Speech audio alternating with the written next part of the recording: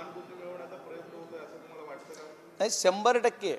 कारण काय होतंय की ज्यावेळेस मी तुम्हाला बोलतोच ना, मी म्हणायला लागलो की ज्यावेळेस तुम्हाला तुमचं जे कुठलं काम आहे किंवा तुमचं जे काय तुम्हाला कुठंतरी ह्या विषय दुसरीकडे न्यायचा आहे, त्याच्यासाठी तिसरंच काहीतरी करायचं आहे. आणि परत जातीचा जो तेढ आहे तो बीड जिल्ह्यामध्ये जास्त जातीय तेढ निर्माण झाला पाहिजे. सलोखा राखायचा नाही आहे. तुम्ही बोलायची भाषा तुमची वेगळी आहे, पोटात एक आहे.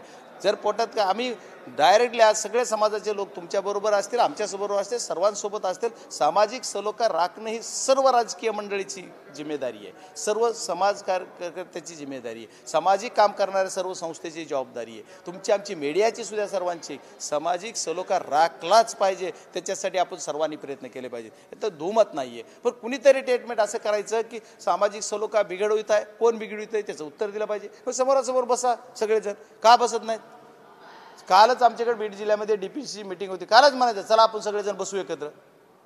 बरं, आम्ही मंत्री थोडे, हे पोहायचा पुढाकार तुम्ही घेतला पाहिजे, आम्ही बसू. राजीनाम्याची मागणी होते, परंतु ते म्हणतात की जे पक्ष श्रेष्ठी आहेत त्यांना माहिती आहे की ते किती प्रामाणिक आहेत, तर त्यांनी तो निर्णय घेतला. राजीनाम्याच्या संदर्भात नेमका निर्णय कोण घ्यायचा? हे बघा, अजित पवारांनी हे बघा, आदरणीय मंत्री महोदयाचा राजीनामा घ्यायचा सर्वस्वी अधिकार मुख्यमंत्र्याचा असतो. मला जेवढं राजकारण कळतंय तेवढं.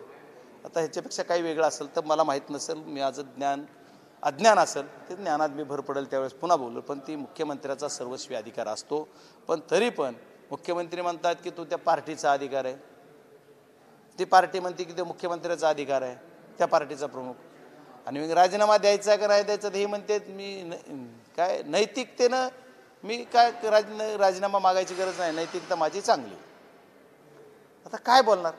जर समजा एखाद्या बाजारामध्ये कपडे काढून फिरतोय, तो म्हणतो माझं काही चुकलं नाही, मी एकदम चांगला आहे, मी सज्जन आहे, तर ठीक आहे, आता आम्ही काय बोलावं त्याच्यावर? इथं आल्यानंतर त्यांनी एक संकेत दिले होते की हे कशामुळे घडलं, तर जे प्रचाराला गेले होते आणि तेव्हा टीका करण्यात आली होती, त्यामुळं सगळेजण आता त्यांचा हिशोब चुकते करतायत. हे बघा, हे फक्त TRP स्वतःची वाढवून घ्यायची आणि पक्षात मी किती चांगला हे दाखवण्याचं काम आहे. कोण कोणाच्या पक्षाच्या प्रचाराला जातं? पक्षाचं काम करते ते प्रचारला जाते, असं थोडंच आहे. पण त्यांचा रोग फक्त बोलताना आदरणीय शरदचंद्रजी पवार साहेब आणि सुप्रियाताईकडे जातो.